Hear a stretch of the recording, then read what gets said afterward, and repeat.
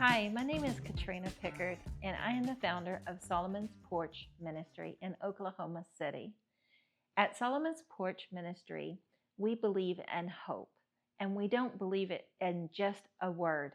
We believe it because we put our faith and actions behind that word. And I want to invite you into the stories of our volunteers and find out what their why is. And this podcast is called Hope Rising. And today I have a beautiful and wonderful dear friend with me. Her name is Debbie Delgado. Debbie, welcome. I appreciate you being here and sharing with us. Okay. So I just love how you come and you serve faithfully. You always have a smile on your face and you're always a joy to be around. So you primarily serve on the serving line. Yes. Can you tell us a little bit about that? They have the main menu here, which it changes every month for the people. And I'm usually down on the snacks, usually.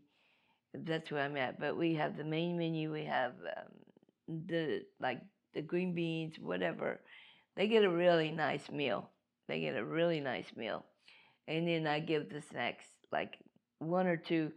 We usually have a bunch of snacks, chips and cakes and all that. So I give them one or two of each one, so we don't run out.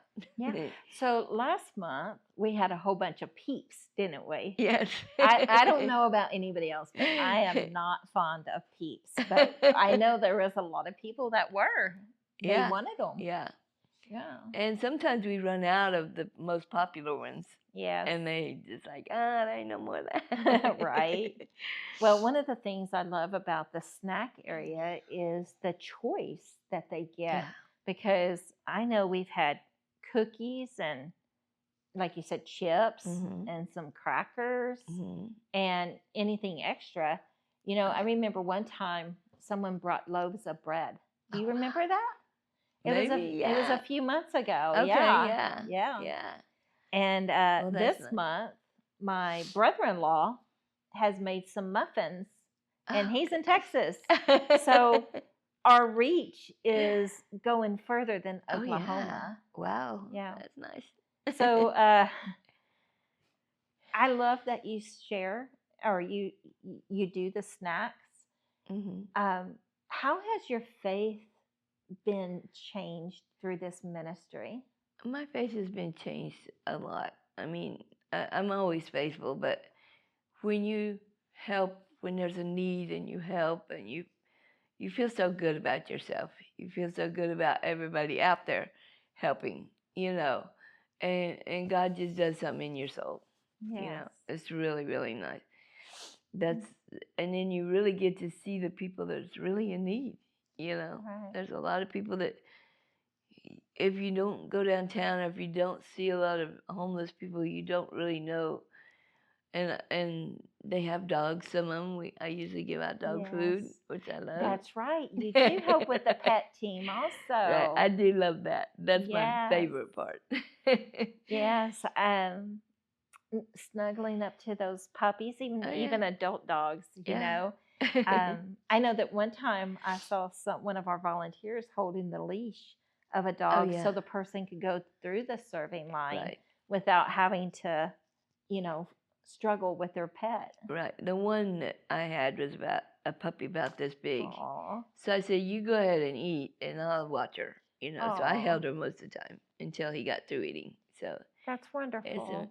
It's a wonderful thing. Yeah. So anything that, I'm not particular on serving. Any need that I need to be there, I am there for the long haul. I've noticed that. I have. because not only have you served with the snack team, I've seen you with the hygiene team. Yeah. I've seen you with the pet care team. I've seen you in the clothes mobile. Right. You're just wherever I need, wherever. wherever there's a hole that needs to be Yeah, filled, yeah. Debbie, and you just come running with a smile. I think it's important. I think the people, and the main guy that I liked was the one that helps us set up. Yeah. He is a great guy. He comes in there, he puts the tents up, he puts the tables up. He's a homeless, but he helps, just gets in there and helps. I try to either I come to set up or I come to tear down, whichever one I can get to, because I have Carly too. Yeah. Well, I've also noticed that there's a lot of the people that we serve who wants to help us in that capacity. Yeah. And with as much as we bring to set up, Right. it's helpful. Right. We have our own little city community right there, right? It's like, and there's wheelchair people if they need me to help them get out of the mud or the grass or whatever. I'll help wherever. I think I just go in there and I pray before I get there, and I'm like, Lord, put me wherever you need me. That's the way I do it. That. What a servant's heart you have. Yeah. I appreciate Thank you you so much. So, what have you learned from the people we serve that brings inspiration to your daily life? I think most of them are kind, and most of them are very, very thankful.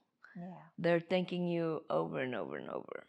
And you don't see that a lot even in everyday walk. Yeah. You don't see people say, thank you, thank you, thank you. Right. Thank you for what you're doing. And most of the people there are very thankful, because I don't know where they would be if we weren't there. Yeah.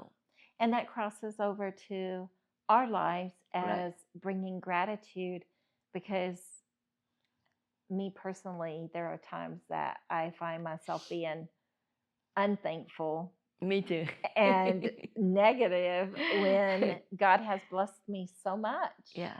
And it actually helps me have more of a attitude of gratitude. Yeah.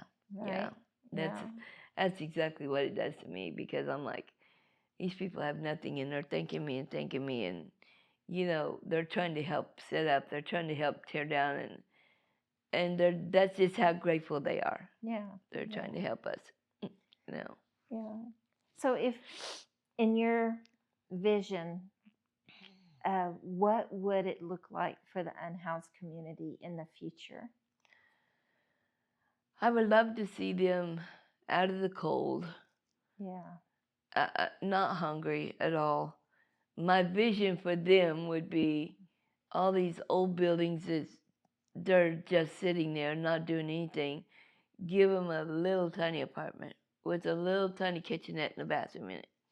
So when it's cold or too hot or they're older, they can have their little kitchen. They can, even if we still need to come and serve them, they'll have a place to stay. I don't know how they would get the bills back. I mean, I'm not into all that, but I'm just thinking that would be the greatest thing, because a lot of them are mentally handicapped. Yes. A lot of them are. Yes. And so I think that's my vision. Absolutely. Have their It's own a beautiful vision. little house.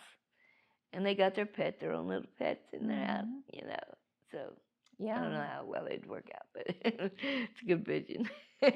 So you started serving because North Church, let everybody know through the small group app. Donna found it, and me and Donna says, "Come on, Mom, we're going to do this." So I was like, "Okay." So if there is somebody who is wanting to serve but was hesitant, what advice would you give them?